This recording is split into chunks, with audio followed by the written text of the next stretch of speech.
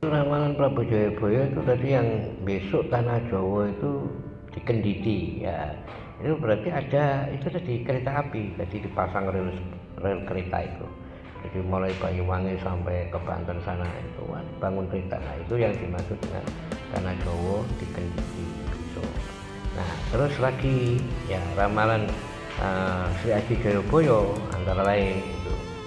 Besok ana banyu disunduki, ana swara dipincuki. Nah, jadi artinya apa? Besok itu akan ada air itu ditusuk kayak sate begitu. Tuh air kok bisa ditusuk? Orang dulu ya nggak percaya mau air kok bisa ditusuk. Dari mana? Wong air itu cair kok mau ditusuk kayak sate? Ya nggak bisa. Jadi ono banyu disunduki dikasih tusuk kayak sate gitu. Terus ono swara dipincuki. Nah, ada suara ditaruh tempat. Pincuk namanya. Pincuk itu tempat yang terbuat dari daun pisang ya, bentuknya segitiga gitu. Nah, seperti contong gitu dipincuk ya.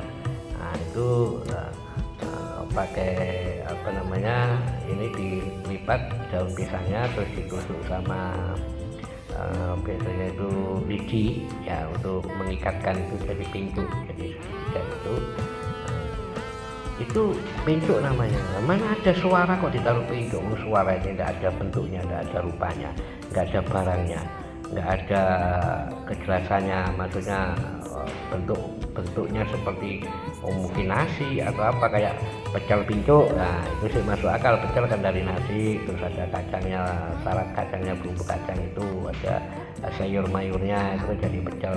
Harus dipincuk ya si pantas, pecel pincuk itu masih pantas karena ada penjahitnya sebetulnya. Ini suara orang kok dipincuk, kok ditaruh wadah, kan nggak bisa. Nah, ternyata sekarang terbukti bahwa ono banyu disunduki tadi adalah apa? Es krim, dulu es lilin, zaman saya masih kecil dulu es lilin. Jadi es itu disunduki, ada sunduknya gitu kayak sate gitu ya, es lilin. Terus akhirnya dari es krim dia ada sunduknya itu ya, ternyata benar kan begitu. Nah, terus suara dipincuki. Nah, suara ditaruh di tempat wadah pincuk tadi. Contohnya apa?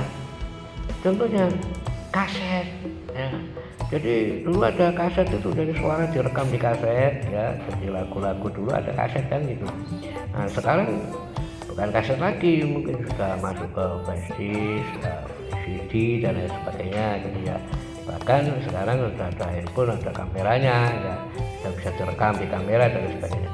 Nah, itu namanya swara dipincuki. Jadi dikumpulkan di situ jadi satu, setelah itu bisa diputar lagi ya suara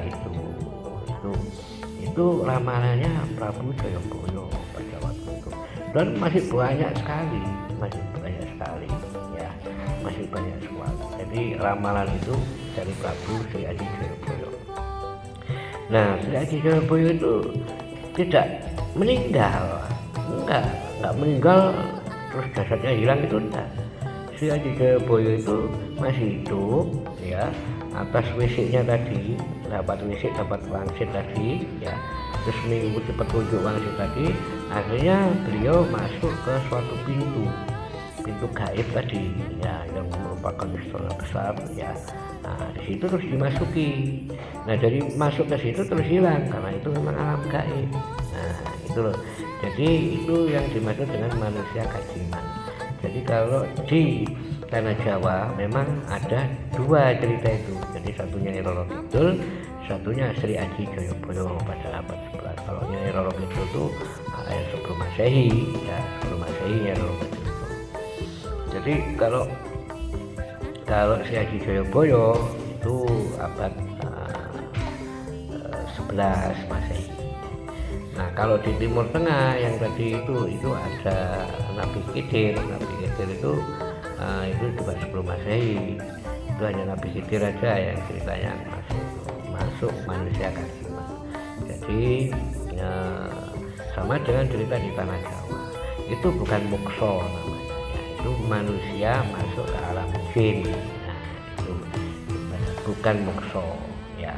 Jadi mukso itu nanti dijelaskan sendiri oleh Kanjeng Sunan Kalijogo tentang mukso yang sebenarnya, bukan seperti itu terus orang mati terus hilang, itu bukan, tidak ada itu cerita sejarah itu, tidak ada ya.